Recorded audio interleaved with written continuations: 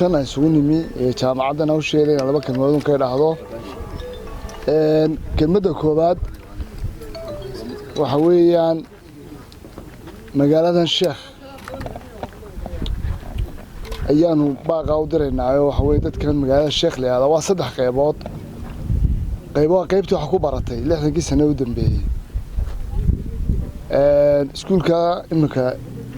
ilaahay noo barakeeyay markii hore dugsiga sare Sheekh ahaan jiray markii dambana soo sahay markana Faaraa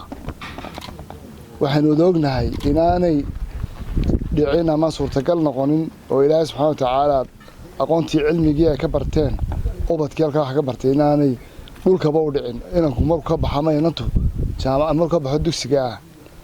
inuu markaba qof xana qaado caalamka iyo adduunka iyo dalka wax ka noqda inuu yahay sidoo dugsiga Sheekh oo taariikhda u lahaa ilaa 60kii iyo wixii ka horeeyayba ayay wali taariikhdiisa u dhisan tahay marka waxaan leenahay dadka reer Sheekh ee degan Sheekh iyo eriyadeedana waxigeeda ama gobolka saaxil oo dhan dadka degan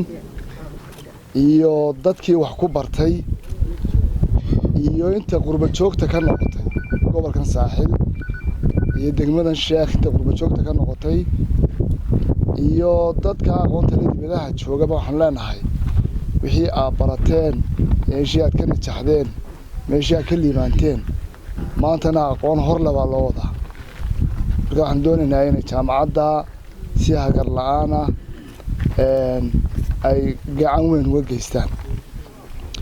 wax kastoo ay bulsho isugu tagto wuu guuleystaa wax kastoo ay bulshadu ay go'aanada ka qaadato lama eego dhaqaaluhu xaddigu intuu doono ha leekaado waxa la eegaa himilada iyo ujeedada aad leedahay dadweynaha reer Sheekh hanka iyo himilada ay waxbarashada iyo aqoonta ay u hayaan ayay u garteen in jaamacadan qariibka ku ah dalkeena baahidana waan u qabno geeska Afrika dhan u qabo in laga yeegleelo marka iyadoo la eegayn baaxadda dhaqaale ee ku kacaysa ayaa loo bareeray in la dhameystiro waxaan Ilaahay subhanahu wa ta'ala ka baryaynaa sida horeba u dhacday in sida ugu dhaqsaha badan la jaamacadan u soo gabagabowdo oo aynu aragno iyadoo ardaydu galayso iyadoo ay ka qalin jabinayso tabaaynu maalin dhow aragno insha Allah ta'ala qodobkayga labaad ee aan doonayo inaan uga faa'iideystaa waxa weeyaan kelmadda wanaagsan waa sadaqad weeyaan kelmadda wanaagsan waa dhiirigelin weeyaan kelmadda wanaagsan waa furaha guusha weey haddii aanad horumarka gobolka saaxil iyo degmada Berbera aanad qayb ka ahayn waxaan leenahay walaal inta wanaagsan kaga qayb gal oo ina taayid waynu qaban karnaa waynu awoodnaa waynu guuleysanaynaa waa dadaalaysaa waad shaqaynaysaa qof kasta oo muwaadina ama mas'uula oo xil umada u haya waxa hubaalaha hadii la iska rabtaago la dhiirigeliyo inuu intiisa ka badan neefka xoolaha ayaa hadii aan cadhada la salaaxin aan golanin yaa ugaagaxaya qofka wanaagsan hadii aan la iska rabtaagin ama dadkeena wanaagsan muxsiniinta ah ee habeen maalin shaqada inoo haya waxa jira dadka xilka haya dadka xil badan oo kuwa mar walba suxul qaamadanta guud ee iska rabtaaga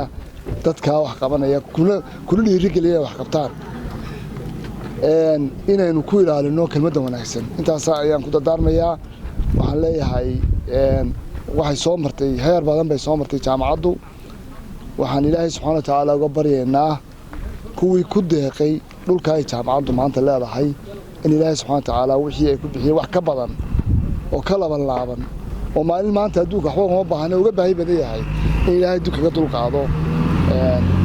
hawlka iyo dhibaatada maalinta dambe taala inuu dad muslimiin ah nahay fishankeena iyo aragtideena fog ee leenahay waa inaan dhimanayno xisaabna naga dambayso ma aha inaad lacag yeelato ma aha inaad guri yeelato ma aha inaad xoolo dhaqato ma aha wuxuba way baxayaan nin kasta wax soo lahaaba uu ka tagay nin kasta oo magac iyo muuq adduunka ku lahaa wuu dhaafayaa maalmaha kamid ah wixii xagga uu sii dhigta baa aragtida fog marka waxaan leenahay dadka ku deeqay dhulkaana Ilaahay subhanahu wa ta'ala ha barakeeyo inta waxaan Ilaahay ha barakeeyo waxaana hubaale inta ku xeeranna inay maalinba in ka mid ay deeqi doonto ku dari doonto waxaa tusaale nagu filan jaamacadda weyn ee Camuud maanta dhulka ay haysato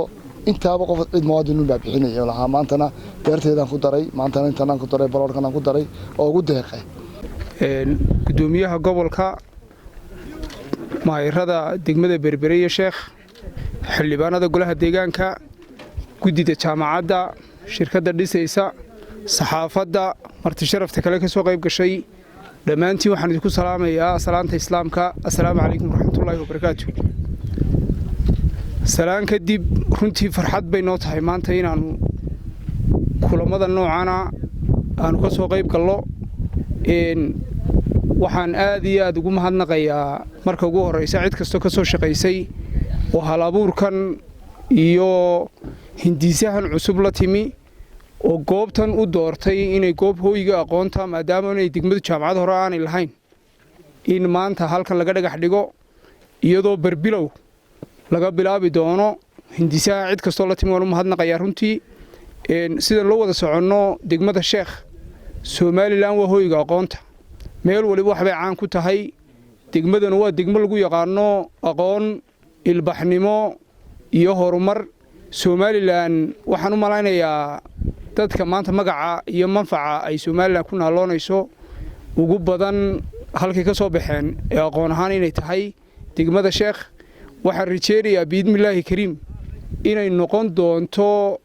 maantana jaamacadaha dalka jaamacadda ugu fiican marka kulli hadalka waa layga dambe doonaa ku dheeraan maayo waxaan ballan qaadaynaa wakaalad ahaan insha Allah tacaala wixii contribution dhaqaale iyo ficil wax kasto inooga baahato biidmillaahi kariim inaan garab istaagi doono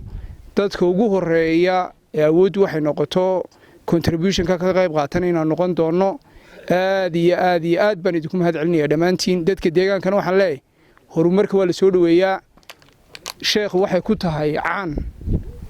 waxa weeyaan magaceedu waxa jiday dadiyowga kala duwan ee ama Afrikada ha ka yimaadaan ama geyiga Soomaalida ha ka yimaadaan degmada imanaya boqol magaalo maanta ka waaweyn bay degmada ka Sheekh ay ka magac iyo manfac badan tahay waxaan rajeynayaa biidmillaahi kariim waxay soo kordhin doontaa aqoon waxay soo kordhin doontaa shaqo abuur waxay soo kordhin doontaa ilbaxnimo waxay soo kordhin doontaa qiimo ay u yeesho degmada iyo gobolkaba